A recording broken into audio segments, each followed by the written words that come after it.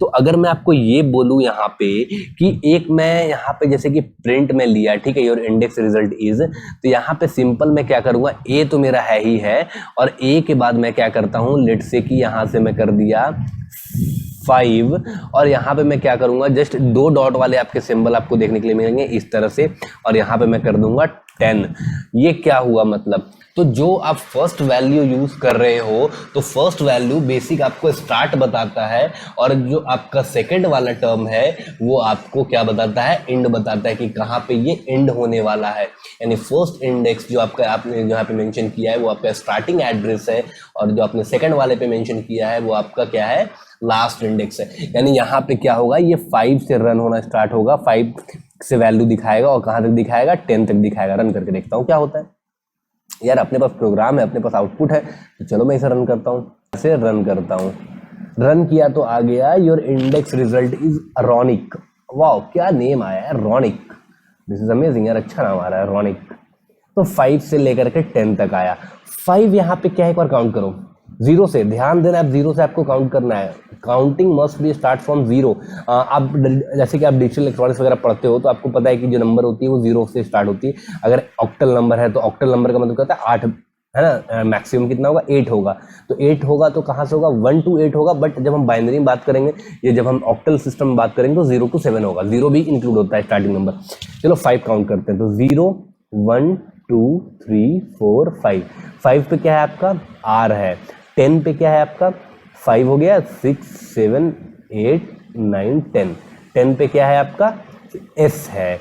But अब इसमें एक कंडीशन ये है कि इसमें जो भी आप लास्ट में लिखोगे एंड वैल्यू, उससे एक कम होगा। कैसे कम होने वाला है भाई, तो अभी मैंने आपको बताया कि जैसे कि आप ऑक्टल नंबर लेते हो तो ऑक्टल नंबर स्टार्ट होता है 0 से लेके 7, बट टोटल नंबर कितना होता है, 8। तो यहाँ पे 10 जो मैंने लिखा है वो 10 आपका क्या है, टोटल नंबर है। बट स्टार्ट कहाँ से हो रहा है, 0 से। तो एक आपको पीछे भी तो जाना है। जैसे कि अगर आप हेक्साडेसिमल नंबर यूज़ करते हो तो हेक्साडेसिमल में क्या होता है, 0 to टोटल हेक्साडेसिमल में कितना होता है, 16 होता है। बट 16 1 से होता है। जब हम 0 से काउंट करेंगे तो टोटल 16 कैरेक्टर तक पहुँचने के लिए आपको कितने स्टेप चलने पड़ेंगे, तो आपको चलने पड़ेंगे टोटल 15 स्टेप। तो वही चीज़ है। तो हम क्या करेंगे, जो 10 है हमारा, ये 10 जो आ रहा है ये 1 से काउंट हो रहा है, बट हमें 1 से काउंट नहीं करना है, हमें 0 से काउंट करना है। तो जब हम 0 से काउंट करेंगे तो यहाँ तक 10 तक पहुँच, 10 बनाने में मुझे कितना लगेगा, तो 0 से जब स्टार्ट करेंगे तो 0 to जब हम 9 जाएंगे तो टोटल मेरा काउंट कितना हो जाएगा, 10 हो जाएगा। बट अगर हम 1 से स्टार्ट करेंगे तो टोटल काउंट कितना होगा, 10 होगा।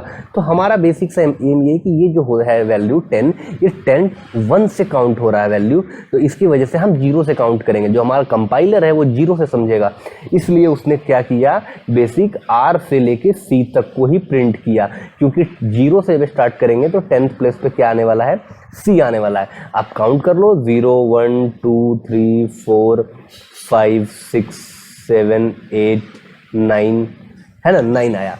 तो हम 0 से स्टार्ट करेंगे तो 9 तक हमें हमारा क्या होगा, 10 काउंट होगा, यानी C आ गया बेसिक, ठीक है। इस तरह से आप और भी कुछ कर सकते हो। मान लो यहाँ से मैं ले लिया 1 से स्टार्ट किया और मैं गया 4 तक। अब इसमें क्या होने वाला है बेसिक, अब मैं रन अभी नहीं करूंगा, जस्ट मैं आपको इसका लॉजिक बताता हूँ। 1 पे क्या हुआ बेसिक, यहाँ पे जब आपने 1 लिखा तो अब ये स्टार्ट कहाँ से होगा, देखो ये जो भी आप कमांड लिखोगे ये सारा कंसिडर करता है फ्रॉम द 1, ठीक है। 4 भी जो है वो कहाँ से काउंट कर रहा है, 4 1 से काउंट कर रहा है, यानी 1 2 3 4, ठीक है। देखो इस पे आप लिखो बेसिक, देखो तो यहाँ पे जब आप इस पे क्लिक करोगे तो यहाँ पे आपको एक वो आएगा, देखो पॉपअप वाले फॉर्म आएंगे। देखो यहाँ पे आ रहा है आपका int 0b100, बेस क्या है 04, टोटल कितना काउंट हो रहा है, 4 हो रहे हैं। बट अब जब आप इसे 4 देख रहे हो तो ये 1 से काउंट हो रहा है, बट एक्चुअली होना कहाँ से था, इंडेक्स वैल्यू के अकॉर्डिंग 0 से। तो 0 से स्टार्ट होगा, तो 0 1 2 3 तक आपने काउंट किया, टोटल काउंट कितने हो गए, 4 हो गए। तो हमें कहाँ तक जाना है, 3 तक। तो आउटपुट क्या होगा, 1 से स्टार्ट हो रहा है, यानी 0 1, यानी आउटपुट आपका क्या आने वाला है बेसिक। यहाँ पे बोलूँ तो आउटपुट जस्ट मैं यहाँ पे अगर बोलूँ तो आपका आउटपुट क्या आएगा, यहाँ पे LEC, 4 तो आएगा नहीं क्योंकि 0 1 2 3 है ना, 0 1 2 3 C तक आने वाला है आपका। तो आउटपुट आपका क्या आने वाला है बेसिक, यहाँ से LC। आउटपुट क्या गया LEC। अब इसे रन करके मैं दिखाता हूं आपको कि अब क्या आएगा। सेल में गया, अब पे क्लिक किया, SVD, क्या आ गया आउटपुट आपका LEC। समझ रहे हो मेरी बात को? तो इस तरह से आप डिफरेंट इंडेक्सिंग वैल्यू को यूज कर सकते हो एक पर्टिकुलर रेंज में। अब अगर मैं ये बोलूं कि आपको किसी कैरेक्टर को स्किप करके चलना है तो कैसे होगा, अब इंपॉर्टेंट है ये भी। अभी तक आपको मैंने 3 फॉर्मेट बताए। एक फॉर्मेट में मैंने बताया आपको एक पर्टिकुलर इंडेक्सिंग वैल्यू लेना, सेकंड फॉर्मेट में मैंने बताया कि आप अपने इच्छा के अकॉर्डिंग एक पर्टिकुलर रेंज में वैल्यू को ले सकते हो, और अब थर्ड जो मैं बता रहा हूं, अब आप क्या कर सकते हो, आप रैंडम सिलेक्ट कर सकते हो, किसी को स्किप भी कर सकते हो। किसी आप चाहते हो किसी इंडेक्स वैल्यू को मैं स्किप करके लूँ, मतलब ऑल्टरनेट में लूँ, या फिर 2 स्किप करूँ या 3 स्किप करके, या मैं फर्स्ट और लास्ट ले लूँ, बाकी सारे बीच के मैं स्किप कर दूं। तो ये सब चीज के लिए अब मैं जो बात करूंगा वो थर्ड कॉन्सेप्ट पे बात करने वाला हूं।